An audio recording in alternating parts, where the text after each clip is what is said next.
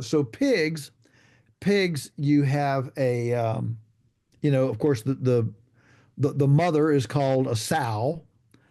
The father is called a boar. So you have sows and boars, and then when they pig, those are piggies. That's very, very original. Piggies. Pig, I thought they were piglets. well, or piglets, yeah, yeah. Oh, okay. Hey, I got one right. Either way, piglets or piggies, yeah. And the actual, so each of these has a different birthing nomenclature too. You know, so a sheep lambs, a goat kids, and a cow calves, and a pig farrows, and a rabbit kindles. How's that? So all the different birthings have different names as well. Wow.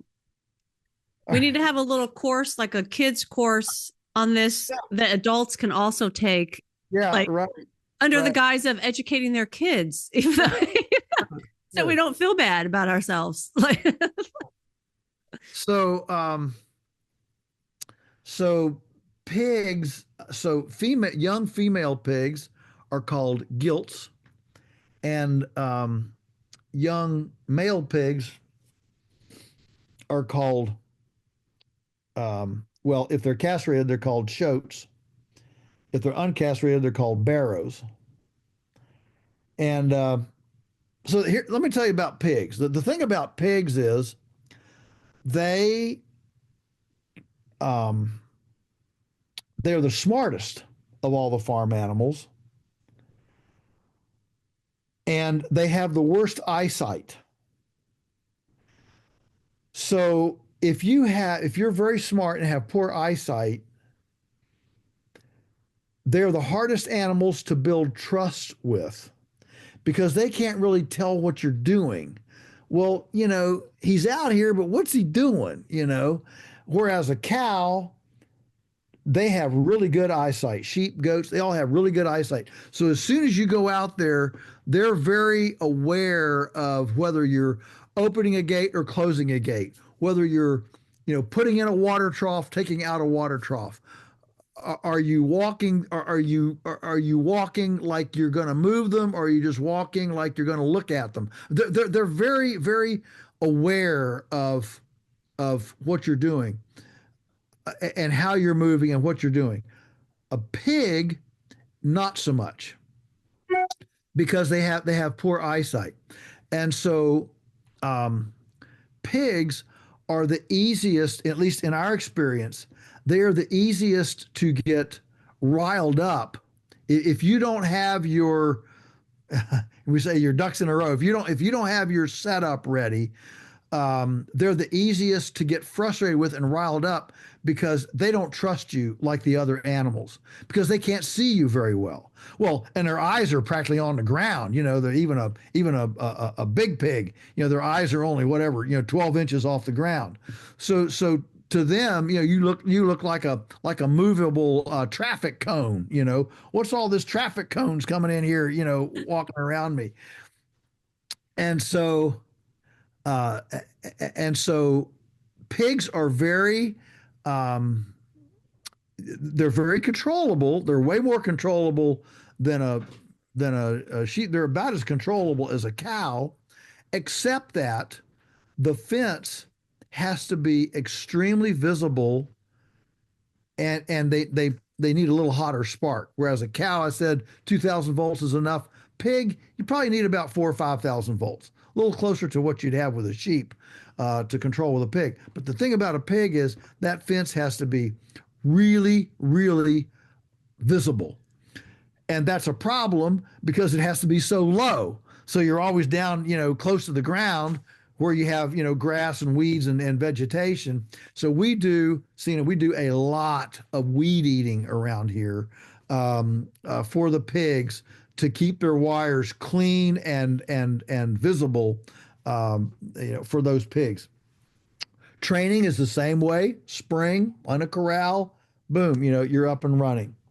Um, the the downside of a pig is that they tear up things. Cows, sheep, goats, they don't tear up anything. I mean, they can overgraze, but they don't dig. Pigs dig. So they can take a pasture and turn it into a bunch of, divots, pock marks, divots. So we don't run pigs in our pastures because we don't want our nice pastures, torn up with divots all over. That's why we run the pigs in the edges. Now, for a very small homestead, and goodness, Sean and Beth Doherty are definitely the gurus on this, because they say the main reason they have pigs is for compost. One of the difficulties of a homestead is generating enough compost in one place that you can actually have a few wheelbarrows of it to put in the garden or on your fruit beds or around some apple trees or something like that. And so pigs, I think, as opposed to any of the other animals, pigs are the most conducive to a continuously bedded stationary spot. So a pig pen, and pigs don't mind getting wet. Doesn't even have to be rainproof. Just a shade cloth, or a simple. I mean, in a lot of places in the world, they raise pigs in a stall place, and they just put like branches over top. Just make just a light lattice work. A porch top, and just lay branches on top, and that's enough shade for a pig. Wow. So pigs are very hardy that way. If you give them a little bit of protection, both from sun and from snow, they're very hardy that way. Whereas goats and sheep are, they don't like to get wet. They're very fastidious. They definitely don't like inclement weather, especially goats. They don't like water. They don't like to get wet. I mean, goats and sheep are both, pretty finicky, I guess would be the word that way. Whereas pigs, they can take rain. They're very hardy that way. So they Yeah, can they go. seem they seem much more low maintenance, except for you got to make sure the fence is visible to them. But other than Yeah, that, yeah, they yeah. seem really easygoing and low maintenance. They're pigs are very low maintenance, and they're very conducive to just put them in a pen, put a bunch of carbon in there, some wood chips and stuff. They can play around in it, root around in it, and give them your garden weeds and stuff. And pigs are a very they're very low maintenance, easy to deal with. But if you put so in the pen, do you have to worry about the poop, like them living in their own? Yeah, so they're like guinea pigs. They're very fastidious. They pick a spot. They pick a poop spot, and so they'll pick a corner, and that's where they'll go, and that's the only place that you have to keep, adding some carbon, or else it'll get stinky. Okay. And so you can absolutely pigs, and I just encourage people all the time. This idea that, oh, pigs stink, we're not going to have pigs.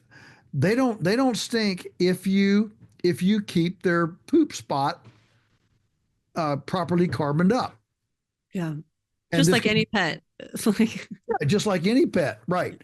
And so if you have, I mean, you can raise a couple pigs in a pen that's no bigger than, I don't know, 12 feet by 12 feet would be plenty of room to raise two pigs in.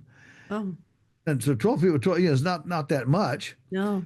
And they're gonna, they're gonna pick one corner of it. That'll be their poop corner. The rest of it will be fine. And you just keep putting carbon in there, and they won't stink. What makes a pig stink is not enough carbon. So then and water spill. So make sure they can't dump over their water, because then everything turns to mud, slop, and mess, and it's no good. But if you keep those pigs fairly dry, and deeply bedded, they will be, they won't stink. You can go out and you can lie down with them, you can rub them, and you can, they won't stink. Now, if you go in there and spend much time with them, um, be careful to keep moving because they are omnivores. There's a reason why the mafia has pig farms, you know. Wait, Uh, what? They will eat you? yes, absolutely, Oh absolutely. my, If you quit moving, you'll lose your fingers, your toes, your nose, your ears, and in a couple hours they'll be to your liver. They are omnivores. Yeah, what do they just think you died because you just stopped moving, so they think you're dead, or they just say, "Oh, that's an easy prey, just gonna it's I, gonna I nibble." I don't know what they think. All I know is pigs are omnivores, so they are happy to eat meat. They're happy to eat, all sorts of things. Wait, so does that mean when we visit your farm and we see those cute little piggies that we shouldn't put our fingers in there to try to touch them? Like, will they eat your finger? Yeah, they will. Absolutely. Whoa. Okay. Yeah, yeah. So you got to be careful about a pig. I mean, uh, yeah, you put your fingers in there. I mean, I mean, obviously they're not going to just come up and grab your hand, but they're gonna sniff first, and then the next thing you know, they're gonna want to bite your fingers, bite your yeah, they will they'll eat you alive. It does give me pause to realize that yeah it, that if I go in with them, uh, they would be perfectly happy in 3 hours to have me consumed. Yeah, Oh my gosh. that does Well, give me pause. so you joke around about when you die, you want your family to throw your body on the compost pile. You can give it to the pigs. They'd be happy. That's So, right. That's right. so this sounds like maybe then, so as a mom of a young child, a 4 year old, maybe I shouldn't get pigs to start with until she's older because I don't think she's going to understand that, right? Like, isn't this maybe a hazard with little kids that they might eat their Well, fingers? They're playing yeah, with them.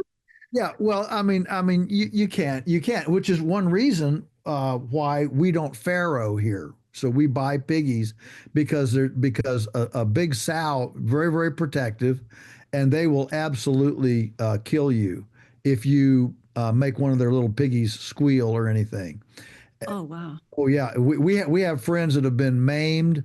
There's stories of people being killed absolutely by, oh, the most gentle sow in the world. I went in there and I accidentally stepped on a piggy, and now I'm maimed for life with, busted ribs and arms and everything. 500 pounds of maternal fury coming after you. So that's why we don't farrow here. One of the big reasons we don't farrow is because it's so dangerous.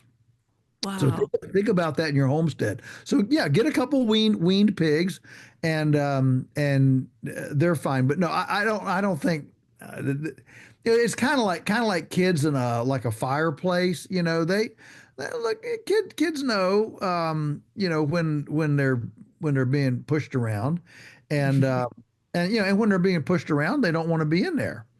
And No. so, kind of like an electric fence, if they touch it once, they won't touch it again. Yeah. Well, it won't scar them for life, but they'll probably remember it. Friends, want to dive deeper into our thought-provoking conversations? Become part of the Beyond Labels family today by joining below. For any gift amount, you'll get access to the full, uncut episodes. Every contribution, whether big or small, keeps this podcast going. So join us and expand your Beyond Labels experience. Thank you.